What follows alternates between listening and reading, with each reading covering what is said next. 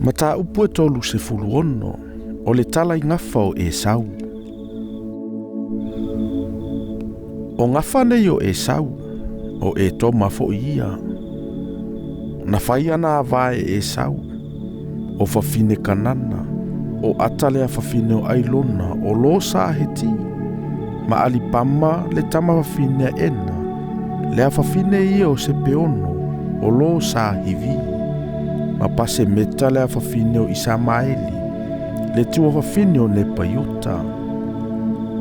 Na whanau mai ata ia Esau o Elifasa ua whanau mai fo I pe sa meta o Reuelu.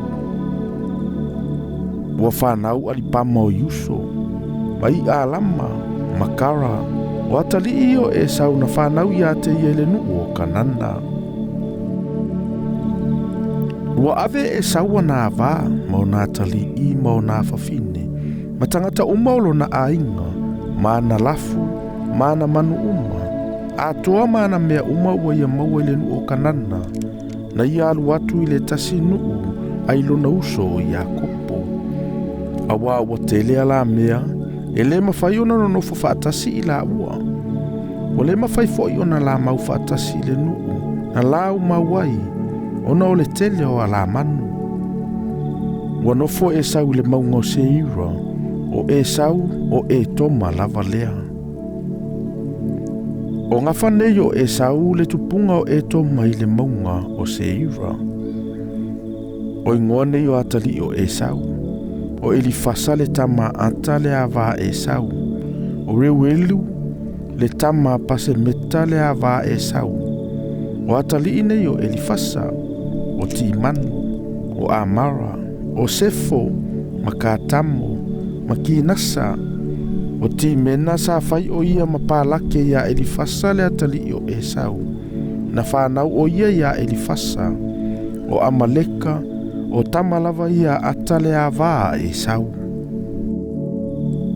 O atali nei o Reuelu o Nakata Masera o Sama Mamisa o ilato nei o tama pasemeta le ava Esau.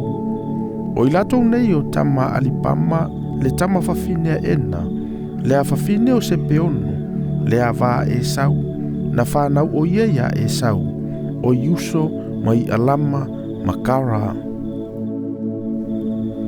O matai I lato nei o atali o Esau o atali o Elifasa le ulumatua Esau.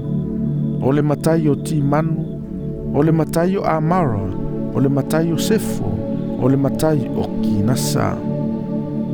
O le matai o Kara o le matai o Katamo o le matai o Amaleka o ilato nei o matai o sa Elifasa I le nuu o e toma o ilato nei o tama ata. O ilato nei o antali o Reuelu le antali o Esau. O le matai o Nakata o le matai o Sera o le matai o Sama o le matai o Misa o ilato nei o matai o sa Reuelu I le nuu o e toma. O ilato nei o tama pase meta le ava Esau. O ilato nei o tama alipama le ava Esau. O le matai o Yuso o le matai o Alama o le matai o Kara. O matai ilato nei o whanau alipama le tama whawhine ena le ava Esau. O ilato nei o antali o Esau. O ilato nei fo I o lato matai o e toma fo ia. O ilato nei o antali o Seira o lo sahori e sa no nofo ai I le nuu o lo tana ma sovala ma sepeono ma ena ma tisono ma eseri ma tisano. O ilato wia o matai o sahori o atali o Seira I le nuu o e toma.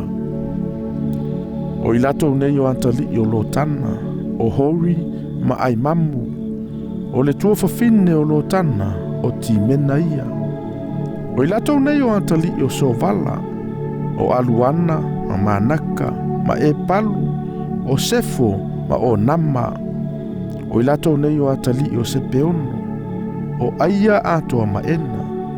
O ena lea ua maua ia mima I le vao ina o whawhanga e ia o asini a sepeono lo na tamaa.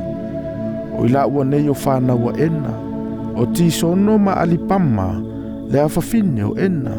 O i latou nei o atali o tisono, o amatana, ma esepana, ma itirana, ma karana. O i latou nei o atali o eseri, o pileana, ma savana, ma akana. O i lau nei o atali o tisona, o usa ma arana.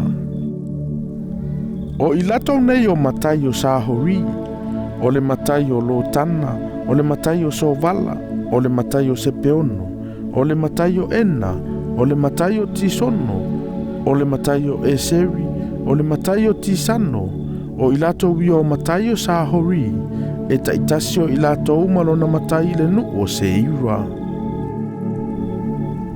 O i latou nei o tupu sa fai matupu i le nu o e toma, a o le aise tupu i le whanaunga i Israelu, sa fai matupu i e toma o pala le atali o Peora, o le ingolo na ai o Tineava. Ua o ti pala, o na solo ai ane leo i o papa le atali o Sera, o le posara e fai matupu. Ua o ti o papa, o na solo ai ane leo ku samu mai le nu o sa ti manu, e fai matupu. Ua o ti ku samu, o na solo ai ane leo a tata, le atali o pe tata e fai matupu. O ia na fasi amiti ana le nu o Moapi, o le ingolo na ai, o Avita. Ua o ti a tata, o na solo ai ane lea o Samelu, o le maseraka e fai matupu. Ua o ti Samelu, o na solo ai ane lea o Saulo, o le reopo i talane o le vaitafe, e fai matupu. Ua o ti Saulo, o na solo ai ane lea o paala anana, le atali o Akapora, e fai matupu.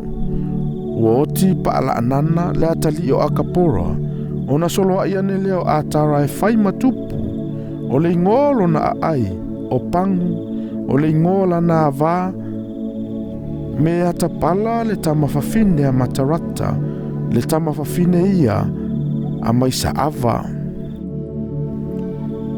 O ingona i o matai o sa e sau, e taitasio i latou malona i tu ainga. E taitasi fo i malona nuu i o latou lava ingoa.